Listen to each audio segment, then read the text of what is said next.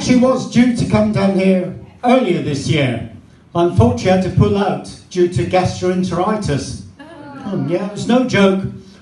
On one of the occasions I didn't get to the loo in time and I pooped my pants. I suppose in terms of bowel movements, it was a case of premature evacuation. I was almost as unlucky during the summer when my leggy blonde 19-year-old next door neighbour started frantically banging on my door. She made me jump. Oh, when I went to answer, she said with an air of suspicion in her voice, "David, can you explain why certain items have been disciplined from our washing line on a regular basis?" Believe you me, I nearly shit her knickers.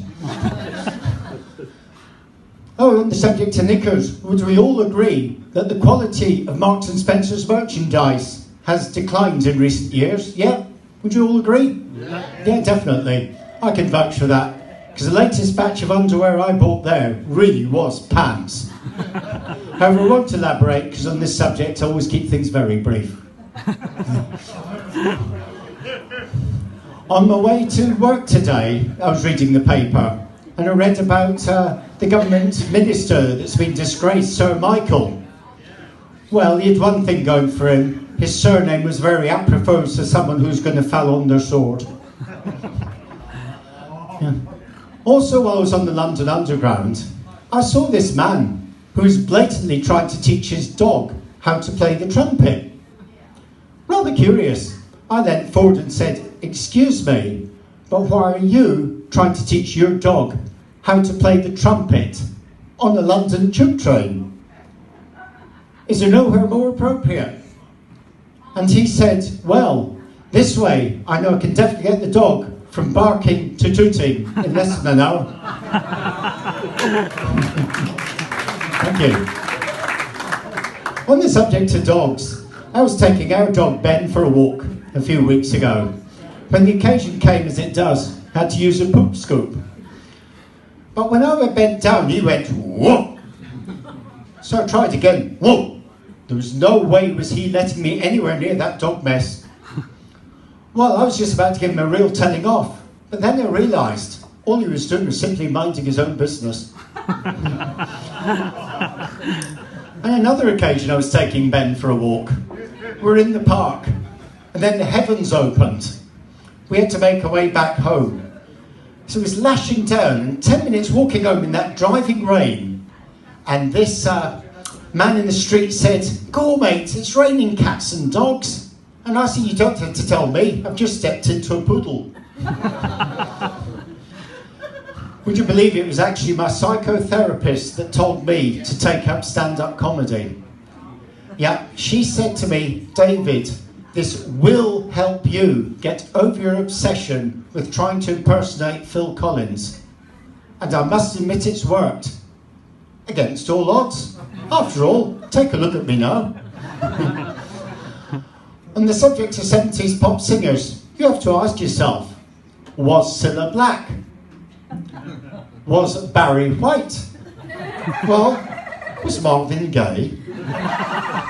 Well, this certainly made Stevie wonder.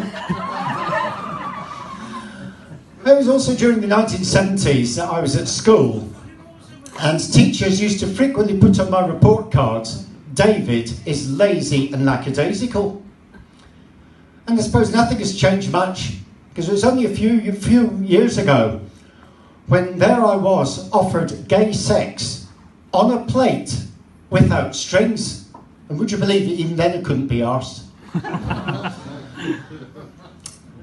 I may not pay much attention at school, but I will be forever grateful to my English teacher for telling me the definition of the word many, because even after all these years it still means a lot. On the subject of 70s school dinners, who remembers a revolting concoction called Bubble and Squeak? Yeah? Anyone remember that? Yeah. Well, one of my mates decided to cook Bubble and Squeak for his kids as a punishment once. Well, they hadn't looked after their 2 pet rabbits for weeks.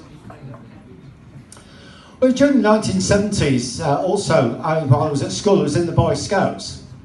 And during Bobber Job Week, I called at the vicarage and said to the kindly man who answered the door, any odd jobs you'd like doing in exchange for a donation to our scout troop?